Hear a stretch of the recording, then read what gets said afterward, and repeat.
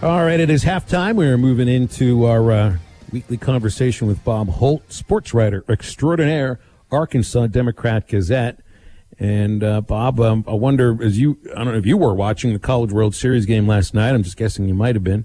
When I watch Mississippi State celebrate, and I started kind of, I cringed a little just because it's another SEC team that wins a natty before the Razorbacks do. But I also see so many similarities between these programs, between Arkansas and Mississippi State. Ballparks, fan base, level of play for a long time now, history. This makes me think, and I don't believe in jinxes and curses and stuff like that. When I see a program like Mississippi State that's come so close before, it makes me believe even harder than I did the day before that the Razorback baseball program isn't just that close, but it's going to happen sooner rather than later. Yeah, I kind of thought the same thing. You wish the game last night would have been a little more competitive. I mean, Mississippi State doesn't feel that way, but yeah, the way the Mississippi State crowd took over the stadium reminded you of what happened with Arkansas. I guess it was in 2018, and I'm sure that would have happened again if Arkansas was up there in Omaha. And the fact that the programs have both been good for so long, I couldn't help but think about I think it was 1986. I've been 87. No, I think it was 85. I'm my age here. Arkansas was up there in Omaha and played Mississippi State, and that's when they had Thunder and Lightning, Clark and Palmero. And I remember at Old Rosenblatt, this was weird, but we interviewed guys on the roof. I remember interviewing Will Clark up on the roof of Rosenblatt Stadium, going on close to 40 years ago. And, of course, Mississippi State's had a lot of great players. That particular team, I think, had 4 guys who made the major leagues, and they fell short. That's when Jeff King, who's the number 1 pick, played for Arkansas. And, I think there are a lot of similarities. Of course, Arkansas has won national championships in track and cross country and basketball, and shared a championship. But, you couldn't help but be happy for the Mississippi State folks. People can always wonder what if about North Carolina State, but, Mississippi State, I think they won that fair and square on the field, Now, I know I heard you just say that you interviewed Will Clark on the roof at Rosenblatt Stadium. No, I've been on some roofs at minor league baseball parks. We weren't supposed to be on the roof when we were there, except in the one case in Tulsa where the phone lines went dead. So Mark Neely and I went to the roof at Driller Stadium and did 3 innings on our cell phones. Why were you interviewing Will Clark on the roof of Rosenblatt Stadium in 1985? I really don't remember the circumstances, and it wasn't like this little area. It was a big area, and you didn't feel like you were, oh my God, I could fall off here or something. It was very safe, and but yeah, I mean, maybe talk to somebody. Maybe Norm would know this, but for some reason we were on the roof literally. I remember there was a controversy of playing that game. I think it was whether or not Norm Roberts, who's an outfielder for the Hogs, caught a ball or not. I remember doing a story about that. And that was literally the day of the draft, too. I think Clark had been drafted by, I guess, the Giants, in top 5 or something. But, Old Rosenblatt Stadium had a lot of character, and it was a neat place. It was obviously a new ballpark. I call it new. I guess it's about 10 years old now, but it still seems new to me. But, I wish I could remember the circumstances better. You interview Will Clark on a roof, you don't forget that. So that's right. I don't remember exactly why we were up there. I don't think we had. I don't know if we had to climb a ladder or what it happened. I think we probably took some stairs or something. I guess that was an older ballpark, a AAA ballpark back in the '80s, and they didn't have interview room facilities, or maybe it would have been tough. The team just coming through the stands. I mean, it was just a really different kind of atmosphere there, I guess. But to talk to somebody that's been around, and I don't think I've imagined that. I'm pretty sure I remember that accurately.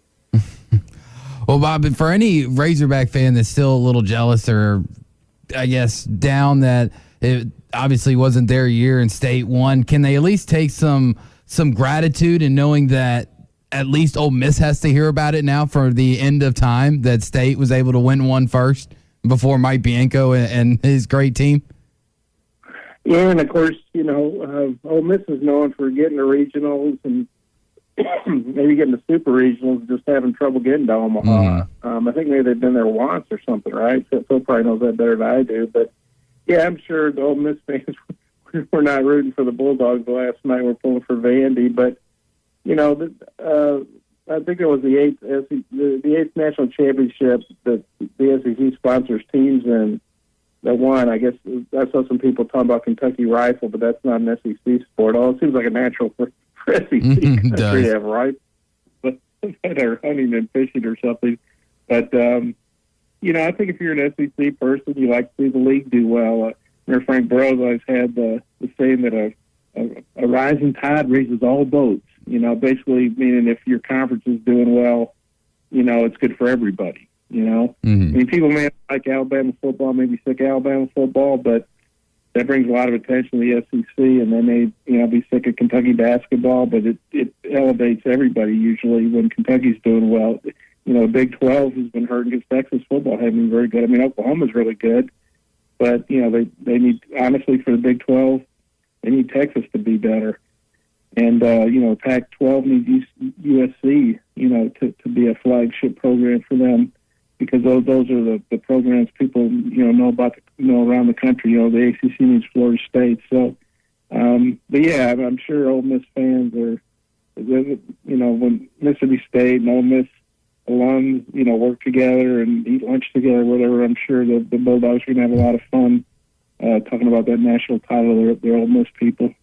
Yeah, I'm sure they are. But now that college baseball season is officially over, I guess we've all got to turn the page and get ready for football season. And we're still a few weeks away from camp. So the hot summer of July, the debate topics, what do you think it will be the biggest debate around this Arkansas program going into camp and kind of like the biggest storyline that people are excited to see? Oh, I guess probably just how the players have gotten better over the summer, particularly the quarterbacks. I mean, I don't think there's much question KJ Jefferson's going to be the starting quarterback unless something really crazy happens in camp or he gets hurt or something. But I think people are going to want to see, people always want to talk about the quarterback, and you got a new starting quarterback at Arkansas. I mean, he's got a little bit of starting experience. He started once at LSU when he was a freshman, started at Missouri last year, and did pretty well in that game when Felipe Franks was hurt. But I think the big storyline is Arkansas has got a lot of experience back in a lot of positions. The staff did a really good job of getting a lot of guys to use that extra COVID year. And but they've got a new starting quarterback. So how's that going to play out? So that's probably the number one thing in camp to me is how's KJ Jefferson going to be going into the season.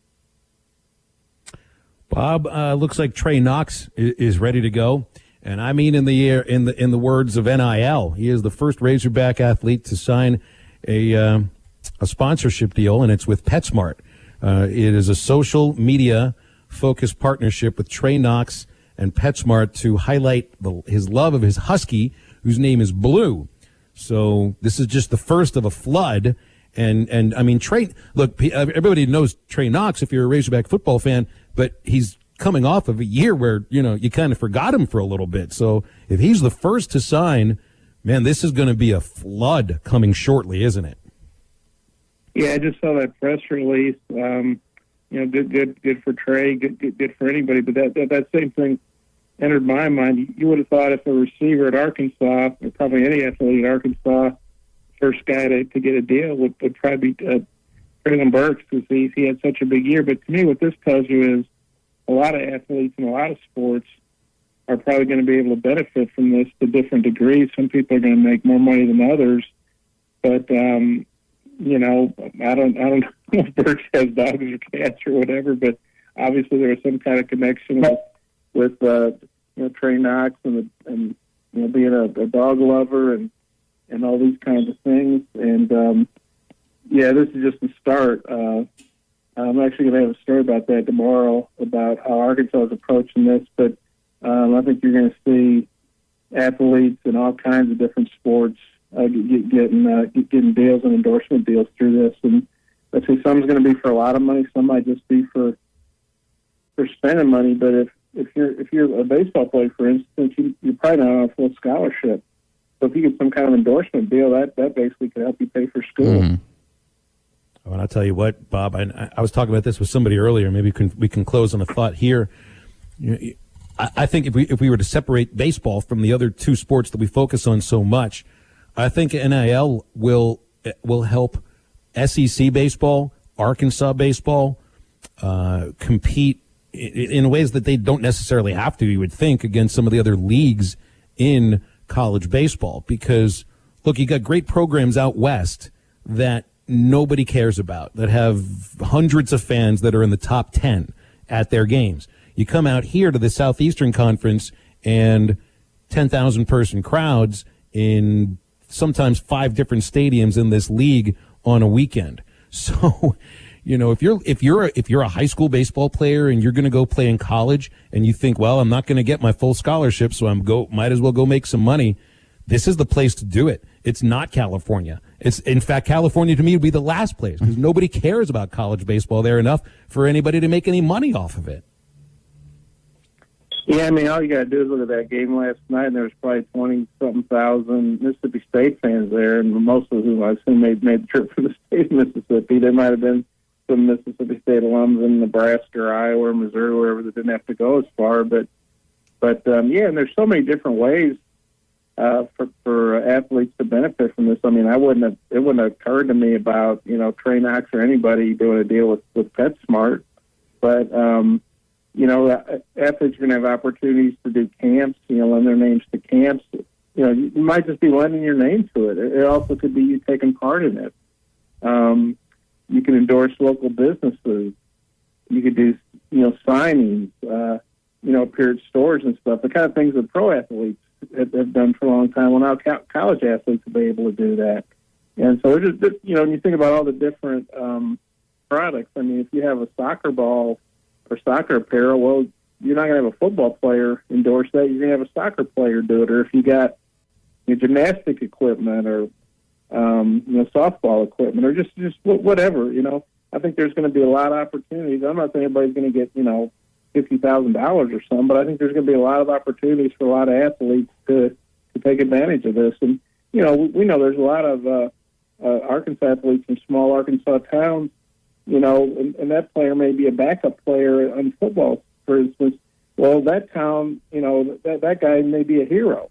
So there may be like a local clothing store, a local restaurant. Hey, we want this guy to endorse our business.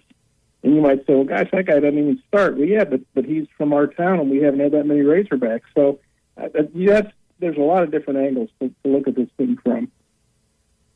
Yeah, I think this NIL thing is going to be really good for Arkansas athletics overall. I think specifically baseball and a couple of other sports too that I'm not putting in the basketball football category. Bob, we'll leave it.